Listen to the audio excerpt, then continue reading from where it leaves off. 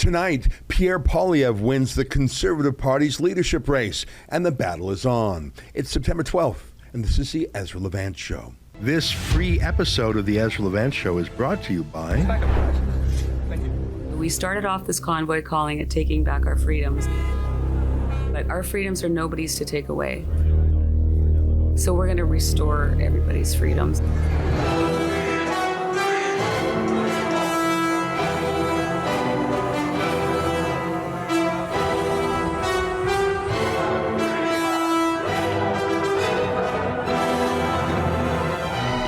People came here wanting to only do a day, and the word with all the truckers is they're now staying for many days. Like a lot of people now are planning on days and days in Ottawa. So we are here to end the mandat. I am not leaving till we get what we want. We're not going to give up. I'm on lunch. I could be on lunch a long, long time.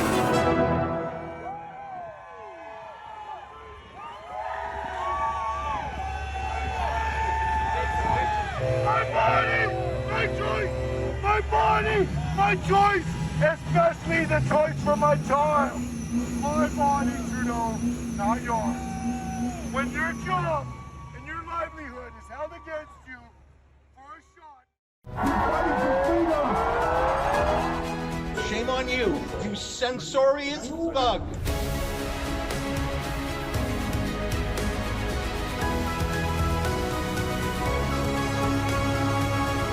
Well, this weekend, the Conservative Party of Canada had the results of its leadership contest. It's no surprise that Pierre Poilievre won, but what was, I think, somewhat surprising was the strength of his win. More than 68% of all the points on the first ballot. I say points because it wasn't quite votes. He won even more votes, but in the party's system, each electoral district was given 100 points. So if you won 70% of that district, you get 70 points, whether that district had 200 members or 2,000. The idea was to give smaller districts the same weight as bigger districts. This quirk in the rules was supposed to benefit Jean Charest, who thought perhaps and convinced others that he would win the smaller population districts in Quebec. Alas, he did not. Poilievre won almost every district in the country. Here's the moment that was announced to the crowd in the Shaw Convention Center in Ottawa. Mesdames et messieurs, ladies and gentlemen. Ladies and gentlemen. I have some results.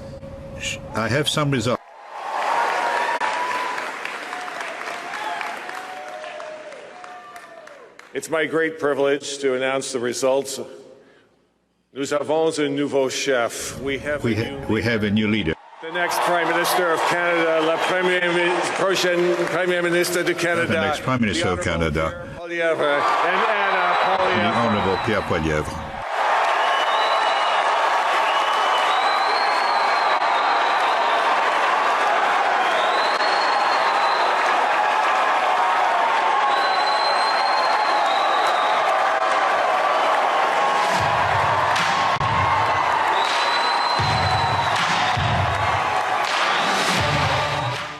It was such a dominant win. The evening came to a close quite quickly. Now, I was down there as I had been on previous in fact, in that very same building when the party selected other leaders too, except for there were moments where Rebel News was banned by the Conservative Party. You might recall both Andrew Scheer turned against us and Erin O'Toole as well. We have always stayed the same. We're conservative, we're populist, we believe in telling the other side of the story and standing up for the little guy, but for their own reasons, Andrew Scheer and Erin O'Toole blackballed us. What was interesting, we were welcomed by the party this time, not just welcomed, we were set up on what they call a riser at the back of the room, along with all the other media companies to have our camera pointing at the stage in the front. So we were there at pride of place. In fact, we were right near the center.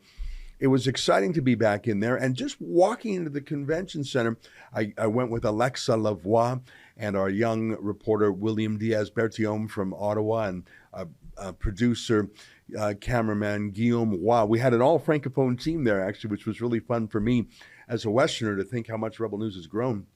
And it was just walking into the convention center we couldn't move 10 feet without someone coming over to say hello and congrats to the rebel and can they take a selfie?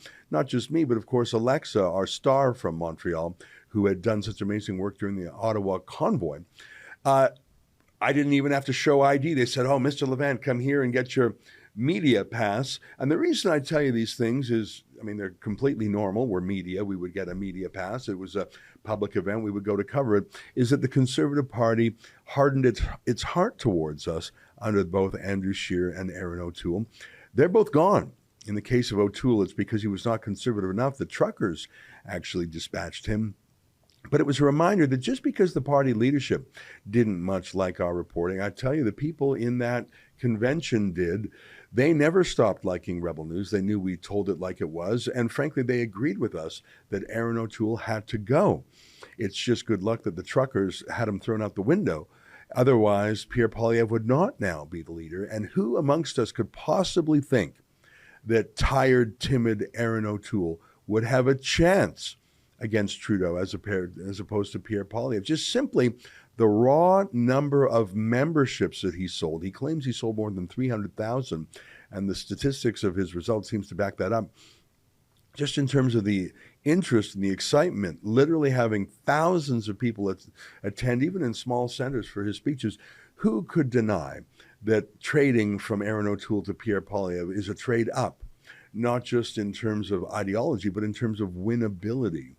So that was very interesting. We were in the right place there. We live streamed our coverage of the event. We had over 100,000 people watch. That puts us in the same league as some mainstream media outlets. And it was just me sitting in a chair with my little ear pods and William filming things on his cell phone. We were very low budget. That's the Rebel News way. And yet we had more coverage and more viewers than many mainstream media outlets. I enjoyed the evening. I enjoyed seeing people that I had been banned from seeing in a long time, either banned by the anti-gathering rules of the lockdowns we've been living under for the last 2 years, or banned by red Tories who didn't like Rebel News much and wouldn't have allowed us in the past. So it was nice to catch up. Over the course of the evening, we had members of Parliament stop by in our Rebel News chair to chat. Here's a member of the party caucus who was not on any particular team because he was part of the interim leadership of the party in the Parliament during the leadership race. It was nice to have him on the show. We had Roman Baber, one of the candidates who fared fairly well. He popped by to give us an update afterwards. Here's just a listen to Roman Baber. I asked him, what's he going to do now? Because I think he made a very strong impression. He got about 5% of the vote, which doesn't sound like a lot. But remember, at the beginning of this, he did not have federal experience. He had never been an MP. He was a member of the provincial parliament under Doug Ford before Ford got rid of him for his principled objection to the lockdowns. For someone who was really only known in one district in the country, to place a strong showing like that was quite impressive, I thought, and I think he's got a bright future. Here's an excerpt from my interview with Roman Baber. Pierre Poilievre, 68%, very dominant. You were not an MP. You were active in the provincial PC party, but you debuted. I mean, for you to have a 5% ahead of Scott Aitchison, not far behind Jean Charest, I think you rung a bell. I mean, listen, Pierre Poilievre was dominant, but I think you connected with something in the Conservative Party. What do you think that was? I have to congratulate Pierre on a very decisive victory. He ran a very strong campaign, and I have optimism for the future of the Conservative Party, especially given the depth that he showed tonight and the conciliatory tone that he offered to Jean Charest. I thought that was very good, because the most important thing we need to do right now is unite as a party, embrace all Conservatives so we can defeat Justin Trudeau and eliminate what I think, frankly, is the existential risk of facing our democracy. Ezra, we've ran a terrific campaign.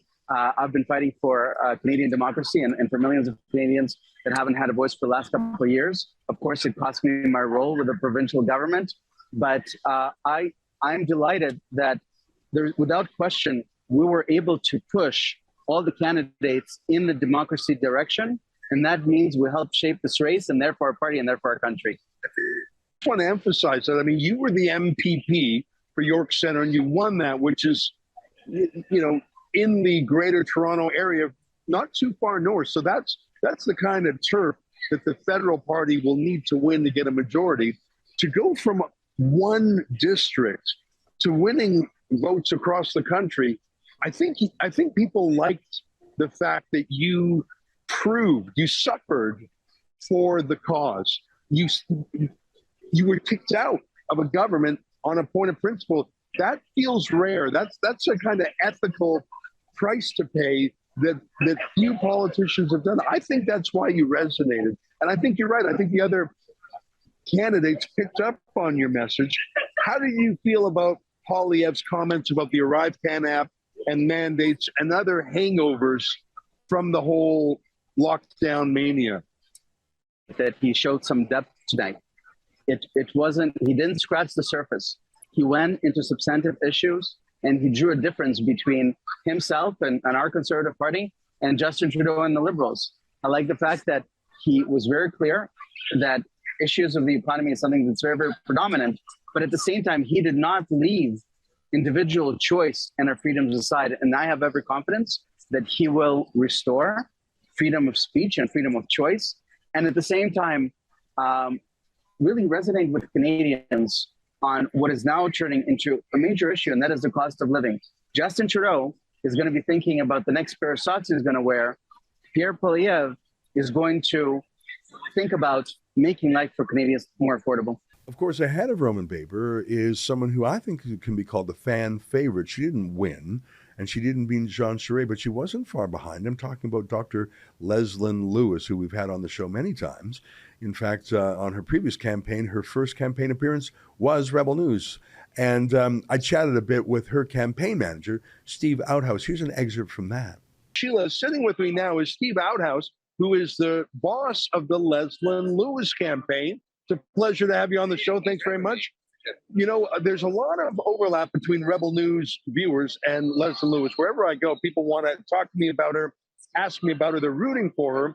What is it about Leslyn Lewis that has built such a dedicated following? I know I sound like a fanboy here, but I'm just reporting to you, wherever I go, there's a special depth of commitment. I have a theory, but I want to hear it from you. Sure. Well, I think she's been willing to kind of talk about issues that maybe other candidates have been a bit shy to discuss. And I think that kind of, mirrors your audience a bit too, where they're kind of looking to go a bit deeper on a few different things, and her background in international law in particular. Right now, there's a huge interest in sovereignty issues, like you're well aware of, and there's been a lot of requests. Now, she's been going kind of across the country, and she did over about 110 campaign events. That came up in every event that we had. Sovereignty. So you're talking about globalism, World Economic Forum, stuff like that? Connections with these kind of global organizations and what sort of impact it has on Canada. So it was fun talking to these folks. Before our cameras were rolling, where I was just sitting there and getting ready for the night, Jenny Byrne, the campaign manager for Pierre Poilievre, came over and chatted with me and we talked a little bit about the place of Rebel News and the media ecosystem. And it was interesting to me, the approach taken by Poilievre towards the media. I think it's an excellent approach. It's noteworthy to me that Poilievre did not do an interview with any of the media who were there. In the past, Aaron O'Toole would have, or Andrew Scheer would have, gone and sat down with CTV, and then sat down with CBC, and then sat down with Global News, and had a interview. Like, they would have bent the knee and been a part of the process. And Poilievre did not do that. He puts out the media he wants to do.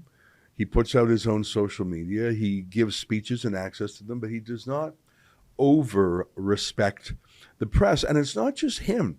I have to say, the star of the evening, I mean, Pierre Poilievre, it was obviously his night, and he won. And later on the show, we'll show you an excerpt or two from his speech. But I have to say, the highlight of the speech for me was Pierre Poilievre's wife, who I had seen in little video clips before, but I'd never seen her speak at length. She gave a great speech. She's a good talker. She's a good thinker. She's smart. She's political. She happens to speak 3 languages, English, French, and Spanish. Her family came from Venezuela. I want to show you. Here, let me run a couple of minutes of Anaida Poilievre's talk. I thought it was good. My husband and I share the same values, although our background is a little different. Mon mari et moi, nous partageons les mêmes valeurs, malgré que notre parcours est un peu différent. I was born in Caracas, Venezuela, and my family immigrated to Canada in 1995 in a working-class neighborhood in the east end of Montreal.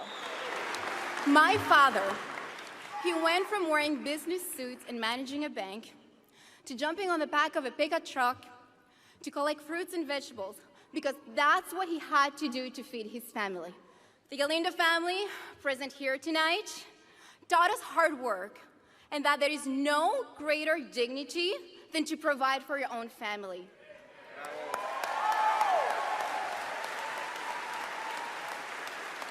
Years later, here we are. My father is a small business owner, and my siblings went all from their humble beginnings, including me working at McDonald's, to being a renovator, a registered practical nurse, a proud member of the Canadian Air Forces, and here I am, la petite fille de Pointe-aux-Trembles, standing in front of you and by my husband's side. You know what else I like about her, besides the fact that she's a believer and obviously up for the campaign and energetic, which, by the way, Sophie Trudeau is not. And I'm not picking on Sophie Trudeau. I truly am not.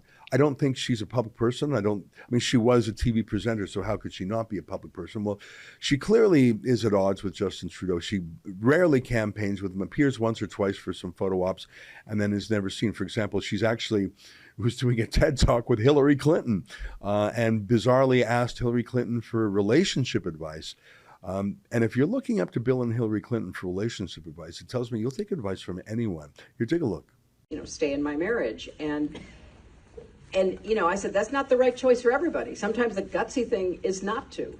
But everybody should be given the opportunity to make those difficult choices about relationships the best that they can, because it goes back to the Maya Angelou quote. I mean, do the best you can, and when you know better, do better. And I really wanted to highlight, and we have people there who lost their spouses, both husbands and same-sex partners. We talk with Gloria Steinem, who was engaged when she was a young woman and broke the engagement because it didn't seem like the life that she wanted to live. We really tried to cover the gambit of the most personal aspects of our lives where, we're called to be gutsy. And does being gutsy mean reimagining love and relationships? Esther Perel, she says that because of our emotional and relational immaturity, we have a tendency to want to kill a relationship instead of re-questioning its structure. Love is taking on so many different forms, from all gender, from all race, and really, as long as human beings are happy, is it not our responsibility to keep an open mind to reimagine how love can express freely? Amen. Absolutely. Amen. Yes. Yes, I absolutely think you're right. All right, I don't mean to pick on Sophie Trudeau, but my point is, where is she these days? She does not campaign with Justin Trudeau because she is not built for public life. She says the goofiest things, and the party does not let her out.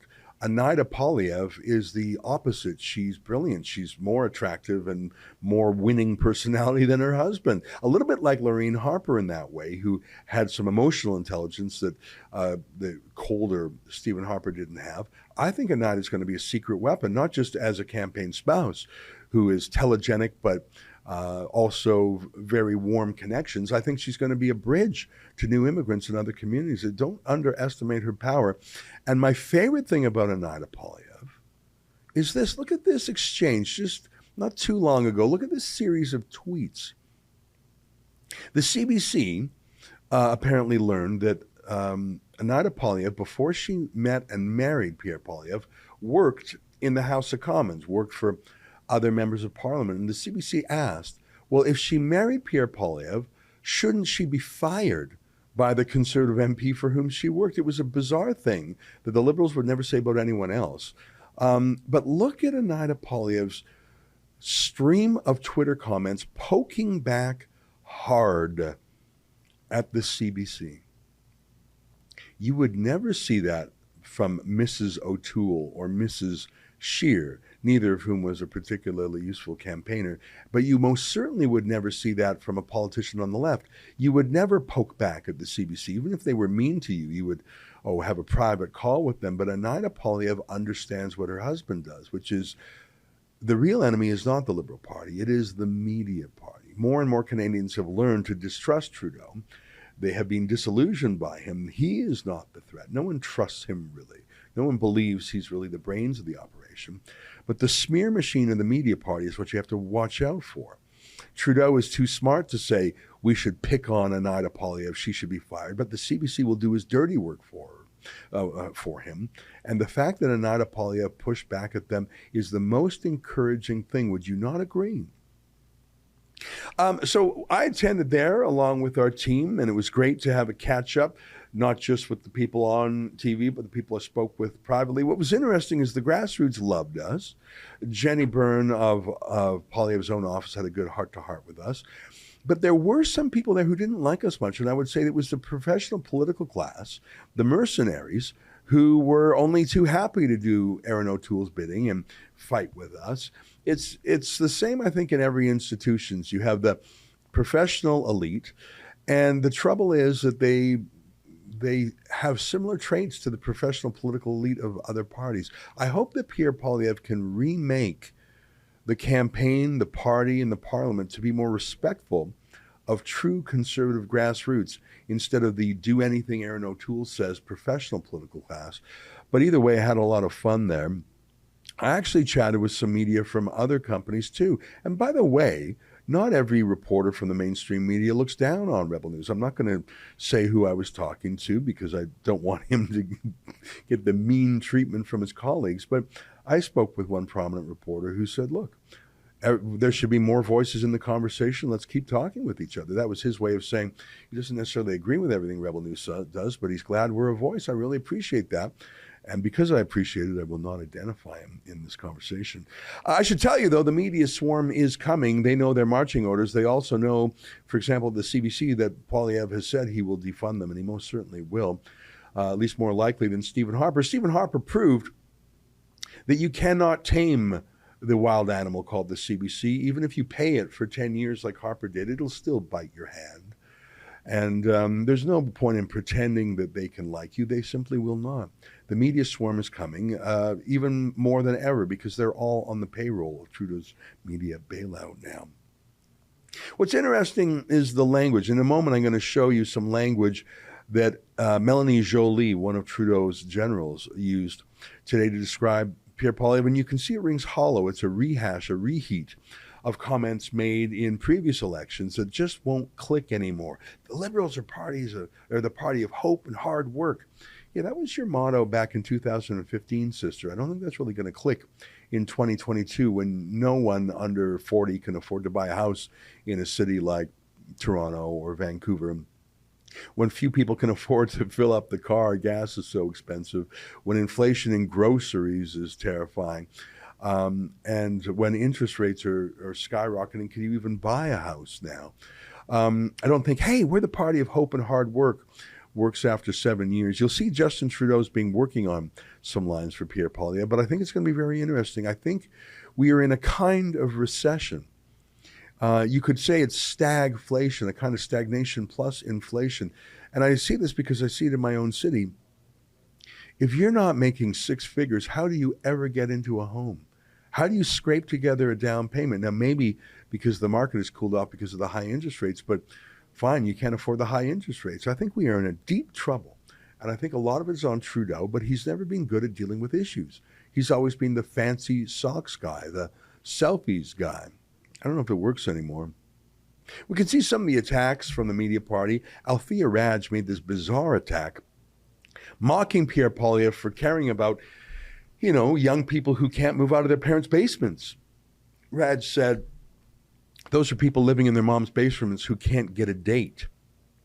No, Althea, it's not that they are incels or whatever you want to say. It's that if you cannot afford to get your own place and you're living in your parents' basement, not because you're a bad person or even that you're poor, but rather because housing prices are so astronomical, and now so is interest rates too, you actually can't start your life. You can't likely find someone and form a family and have kids. You can't do that if you can't afford to buy a house. And it's not because these are nerdy losers in their parents' homes. They're in their parents' homes because Trudeau's housing policies, which includes inflation, and by the way, the highest immigration levels in history, pouring hundreds of thousands more people into the housing market. That's why they can't afford a home.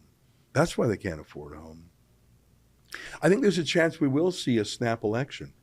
The Liberals have done that before. They did that to Stockwell Day before. You might recall when he took over the Canadian Alliance Party from Preston Manning, and all of a sudden he was younger, cooler, spoke better French, seemed more energetic and hip. I think Chrétien was a little bit afraid of him, enough that he called the snap election so that the media party could define Stockwell Day before he defined himself, but before Stockwell Day could properly introduce himself to the country. Now, Pierre Poilievre is not an unknown factor, but he's not well known around the country. And I think that Justin Trudeau may be tempted to do the same thing. He may be tempted to call a snap election and dump a ton of money demonizing Poilievre, although he doesn't have to spend a cent because the media will do it for him. There is also another scenario I hear murmured about.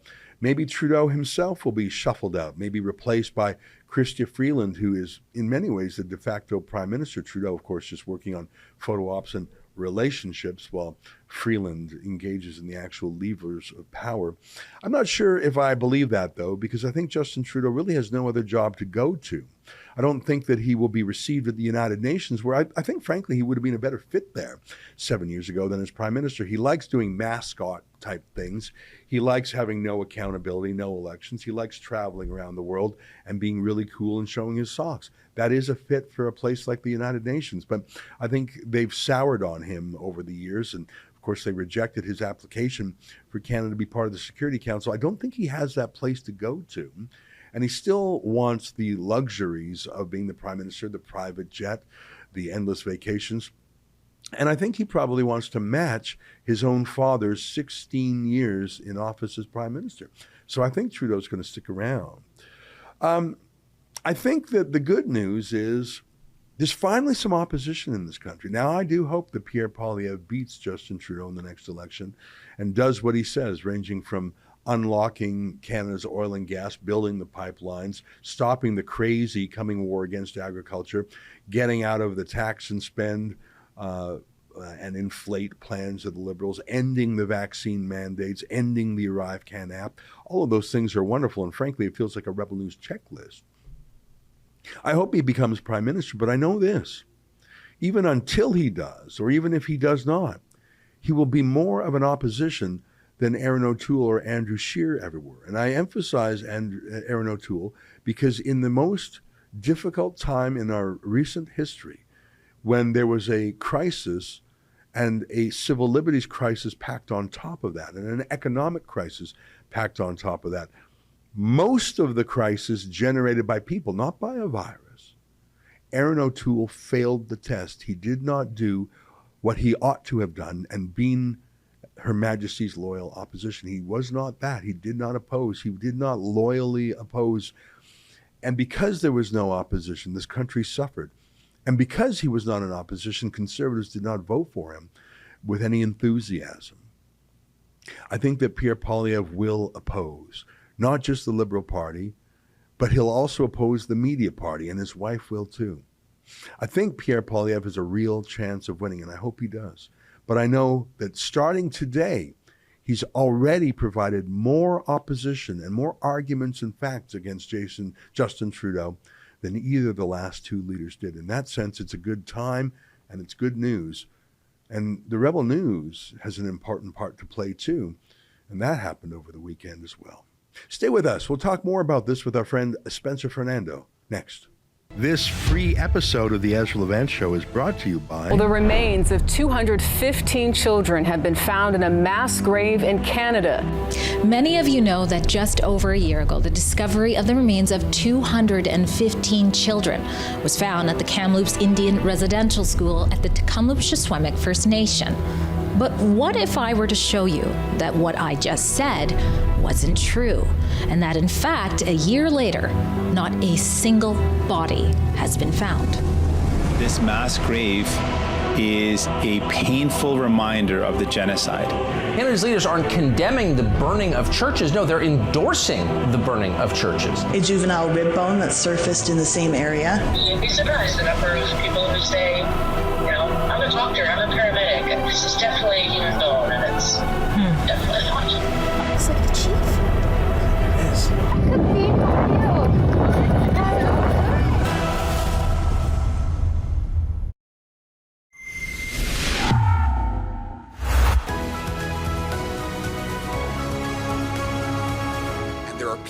in this country who are just hanging on by a thread. These are citizens of our country. We are their servants. We owe them hope. They don't need a government that sneers at them, looks down on them, calls them names. They don't need a government to run their lives. They need a government that can run a passport office. That was part of Pierre Poilievre's remarks on Saturday night when he won the Conservative leadership contest on the first ballot with more than 60% of the points. Remember, they had a point system where every district had 100 points.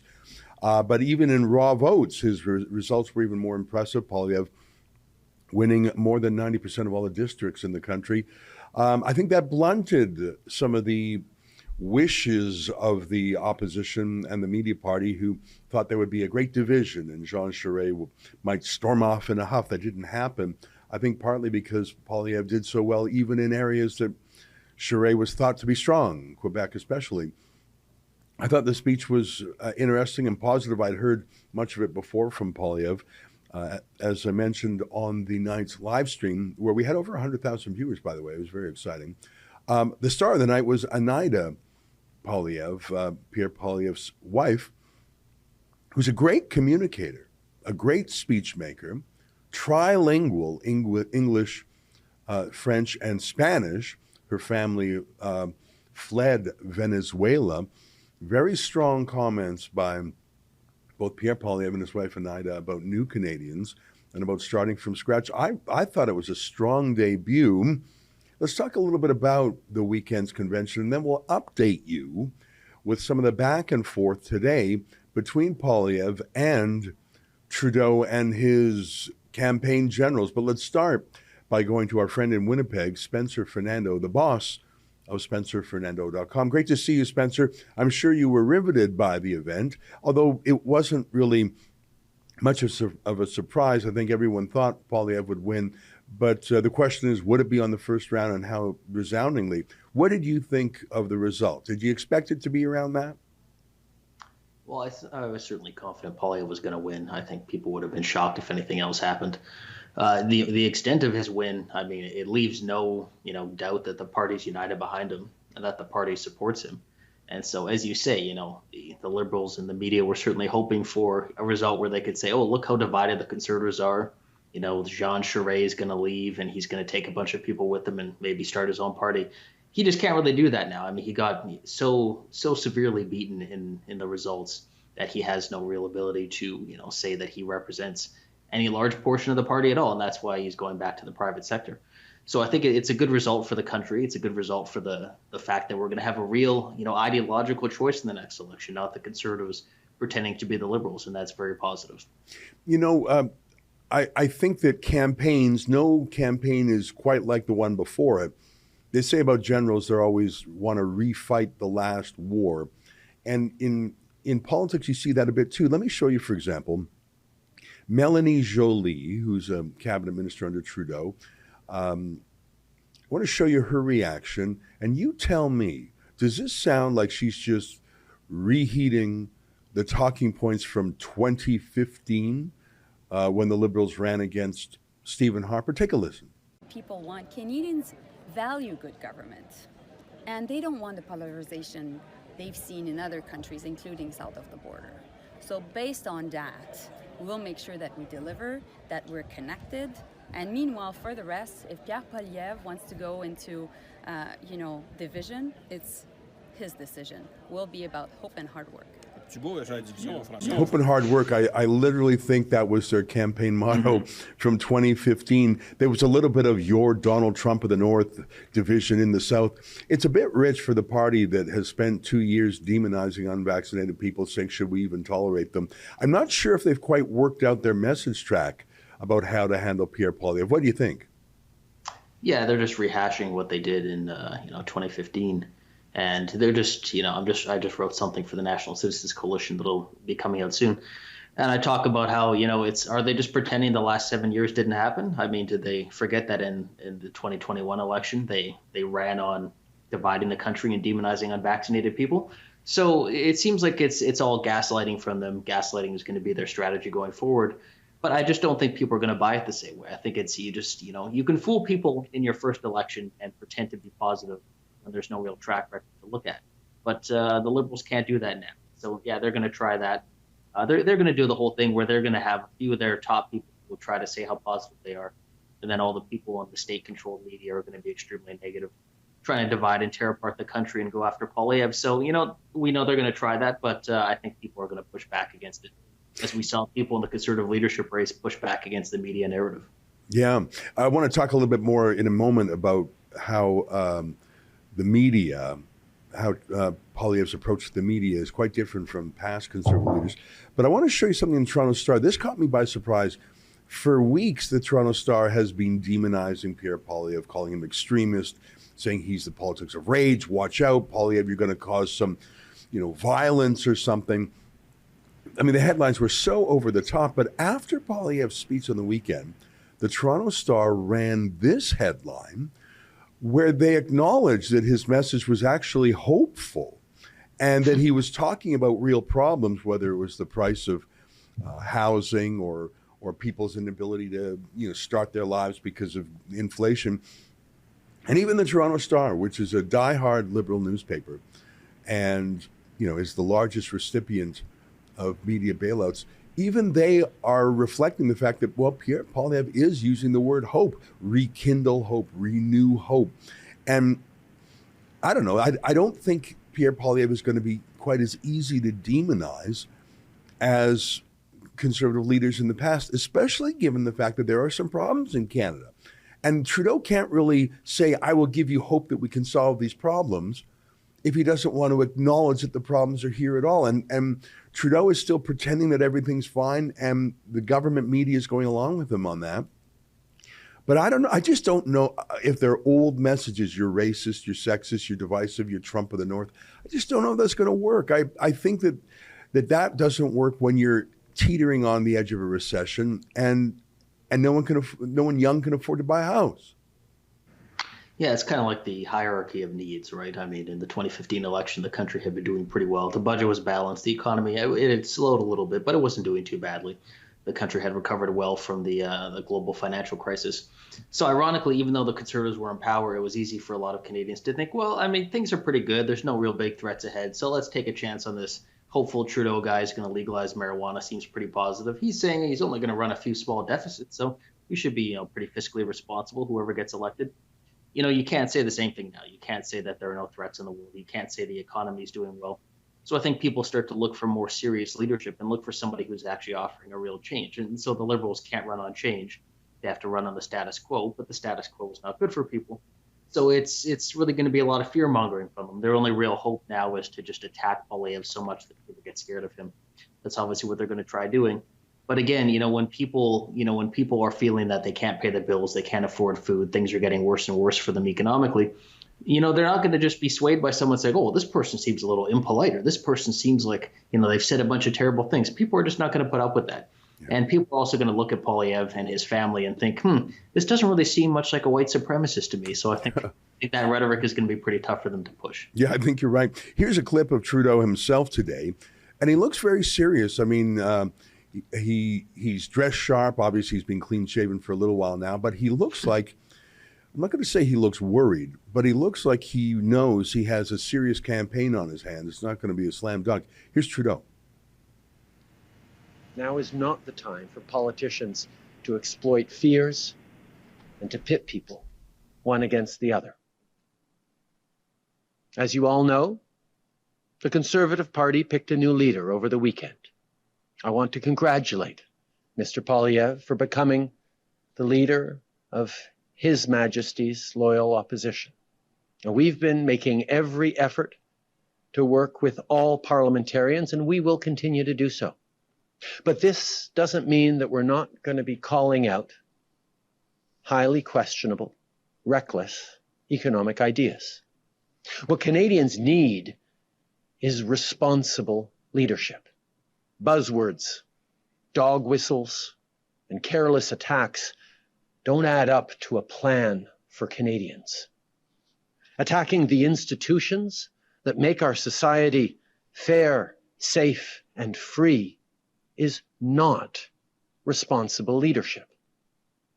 Telling people they can opt out of inflation by investing their savings in volatile cryptocurrencies is not responsible leadership. By the way, anyone who followed that advice would have seen their life savings destroyed.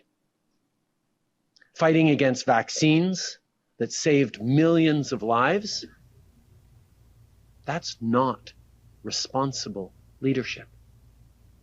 Opposing the support and investments that have helped save jobs, businesses, and families during the pandemic, that's not responsible leadership. Well, you can see that was much more scripted than Melanie Joly's rehash of, I guess it was the only thing that came to mind, hope and hard work. You know, she's been repeating that mantra since 2015, so it's no surprise. This was obviously carefully scripted. And, you know, you can see the argument. You can see the ads right now. Pierre Poilievre said we should invest in Bitcoin. If you did that, you would have, like they're picking things, you know, not responsible leadership. He's reading it in that dramatic actor voice of his. There's a lot of gaslighting in there, though, Spencer. I mean, when he says, hey, we can't exploit fears to pit people against each other. Aren't you the prime minister who said there's no room for vaccinated people and unvaxxed people in our country? And should we even tolerate those people? And you're not allowed on a train. You can't sit next to me because you've got cooties. Like it's a bit of chutzpah for this guy to say, don't exploit fears and pit people against each other. But he thinks that people will forget. He thinks people will forget. Maybe he's right.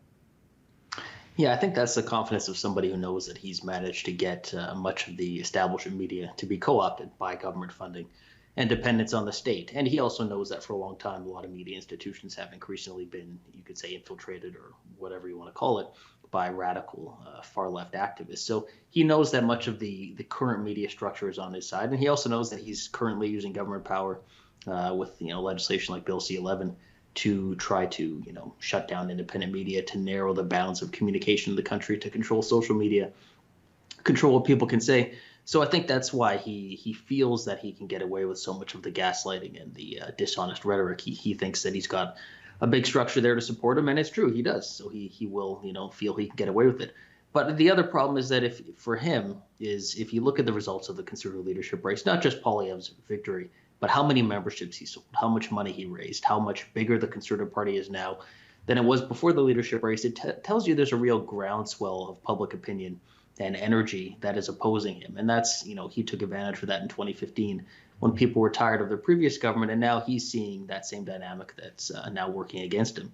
So, you know, he's obviously going to run a negative campaign. I think it's going to be the most negative campaign we've seen in Canadian politics, you know, possibly in the history of the country. You know, look at how angry people are already. The Liberals are going to try to make people more angry to try to hold on to power. So that's the direction he's going to go in. I think Canadians are well aware of that.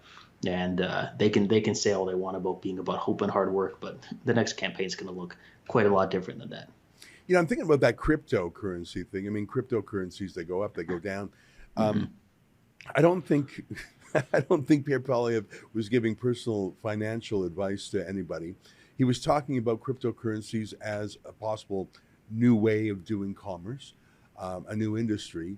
And I think he was talking about it as an alternative to government-controlled currency that can be inflated by the government.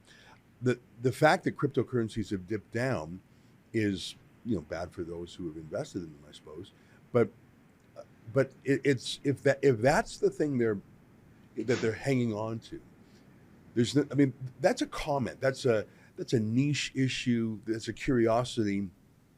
It's not a central issue. It was always a throwaway line, and it was his way of Poilievre's way of being sort of new and modern compared to Trudeau, and it was an answer to the Bank of Canada. But if that was the most interesting and the most colorful criticism that Trudeau had of him, and I think that says something. I think that says they don't have, like, they didn't call him racist there. They didn't call him sexist. They didn't call him homophobic. They didn't talk about abortion. Maybe they're saving those things for later. But it feels like they're really stretching if they're saying, you know, he expressed interest in cryptocurrencies, and boy, I hope he didn't invest in it. If that's what they got on the guy, I don't know. I mean, I'm sure their war room is digging up everything terrible they can on Pierre Poilievre, but the first draft doesn't look as scary as maybe it ought to. What do you think? Yeah, it's interesting to look at the parallels between different political parties and campaigns, even when they're, on different sides of the political spectrum, but to look at the broader situation they're in. And, there are, some of when you see, kind of, as you say, the petty and kind of nitpicking attacks on Poilievre, it does remind you a bit of how the Conservatives were trying to attack Justin Trudeau in 2015. When a government is kind of out of energy, when people are looking for a change, you do see kind of the petty, nice hair though, right? I mean, okay, that didn't really work out too well for them.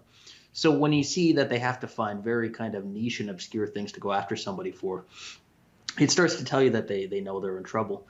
And I think, the thing we're also not talking about too is, where's the NDP in all of this, right? I mean, they're the supposedly working class party, and they're just, Poilievre is just eating their lunch right now. Mm-hmm. And so it's very interesting to see what the dynamic there will be, because Trudeau is, at some point, the Liberals will inevitably start to say to NDP voters, oh, Poilievre is so dangerous, you can't risk voting NDP. And what does Jagmeet Singh do in that situation? Does he just say, oh, the Liberals are just as bad? He's been unwilling to really say that. Can he even say the Liberals are bad? He's been propping them up all this time. So I think, if you're the NDP, you're looking at what's going to happen after this next election. Do we really see the country become fully polarized between the left and the right, where you have the Conservatives taking a principled Conservative stand and the Liberals basically wiping out the NDP and trying to get all the NDP voters to vote for them? I think it's going to be a very interesting dynamic to look at going forward. And I think, the Conservatives will have to look at, how do they appeal to working class voters? How do they get NDP votes? Because I think those votes are going to be very much up for grabs. I think you're right. Jagmeet Singh, very weak. And the speech by Poilievre really did feel working class in terms of ordinary issues for ordinary people. And Jagmeet Singh is nowhere. Let me play one final clip. This was Poilievre calling out Trudeau at, this was an excerpt from his speech to caucus as leader. Here, take a look. And so I'm issuing a challenge to Justin Trudeau today. If you really understand the suffering of Canadians, Mr. Prime Minister, if you understand that people can't gas their cars, feed their families, or afford homes for themselves, if you really care, commit today that there will be no new tax increases on workers and on seniors. None. Look at that language. The suffering of Canadians. Mm-hmm. If you care. Hang on. Care, that's the Liberal brand. Suffering, that's the NDP brand. Workers and seniors. So he's taking that working class language, and I think he can do so legitimately. And I think it works. One of the most interesting things that I've learned during this campaign, and I've known Pierre Poilievre casually for decades, actually. I did not know he was adopted. And he told that story of how he was born to his teenage mom and given up for adoption, and parents raised him. And it's just a whole interesting story. And I'm really glad he tells that story, because it changed, because you can't say, oh, you're just a rich fat cat conservative, a billionaire Trumpist. No, this is a guy who started, life in an uphill battle. And if he's talking about suffering in Canadians, and if you care, what an interesting difference to Mr. Elite spoon, born with a silver spoon in his mouth, jetting around to billionaire island in the Bahamas for vacations. Justin Trudeau never pretends that he's anything less than a fancy trust fund kid. It's part of his mystique and glamour. And Trudeau's taking that head on and saying, yeah, you're a fancy pants who doesn't know what it's like to have to pay for a house or pay for gas. I think it's an interesting challenge, and I think it can actually work. Yeah, I think what's interesting about what Poilievre is doing is that, there have been two kind of schools of thought on what does it mean for Conservatives to reach out to new voters. And so previously, especially under Aaron O'Toole, the thinking clearly was, well, reaching out means that you just basically give up on all conservative ideas, and you just kind of try to be just a little tiny bit to the right of the Liberals and hope that's enough. And that's what reaching out is. Whereas I think what Poilievre is doing is he's reaching out in a way that is still consistent with conservative principles, but he's explaining them in a different way and explaining them in a new context. And you look at how he's trying to appeal to young people, for instance. And he's not saying, oh, well, young people are all socialists, so we're just going to offer them more government money.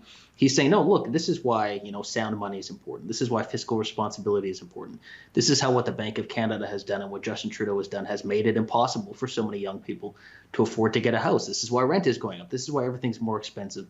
and why a whole generation is being held back. So he's taking principled conservative ideas, but using them in any way and appealing to a new group of voters. And I think that's the much more effective strategy, because it's one thing to just say you're going to win votes, but you also have to win people over to your vision and your ideology and your viewpoint of the world. And the Conservatives have for a long time failed to do that, because they basically adopt the liberal worldview and then hope that, if we do that, people won't be too scared of us. You actually have to persuade people, and you actually have to convince people.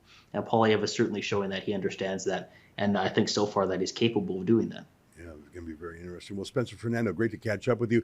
How's the website, spencerfernando.com, coming along? You've got that in-depth email subscription. Give our viewers a quick update on how you're doing with that. Yeah, it's going well. I've started a new, I'm still doing all the free content on my website, so I'm not going to stop doing that. But also a more in-depth look at, Canadian politics just this weekend. It's on Patreon, and I'm sure maybe you can include a link. There's a link on my website. And it's about 4,500 words, going mostly into the conservative leadership race. Some of the things we've talked about today, how it affects different groups, how it affects the establishment media, how it affects the Liberal NDP Socialist Coalition, what it means for the country and democracy going forward. So if you like the writing on my website and you want, even more of it and more in-depth content, then I think you'll enjoy it. Right on. Well, you're doing the hard work. I mean, that's a serious think piece, as they're called. Mm-hmm. That's a serious. Well, listen, congratulations on that. We need more independent journalism like yours. So I salute you for that. And you're a hardworking guy, and you're always fast on the news. I'm impressed with how quick you are on the breaking news. Thanks for taking the time with us today, and keep up the fight. No problem. Take care. All right. There you have it. Spencer Fernando from the website spencerfernando.com. Stay with us. Your letters to me are next. This free episode of the Ezra Levant Show is brought to you by... Well, the remains of 215 children have been found in a mass grave in Canada. Do you want to get closer to the truth about what was actually buried at Kamloops Indian Residential School last year? So do I. That's why the Rebels are doing a live screening in Calgary at Canyon Meadows Cinemas, and we want you to join us. We'll be there to watch this documentary with you, meet and greet you, and answer any questions that you have. I can't wait to see you. There's more info below.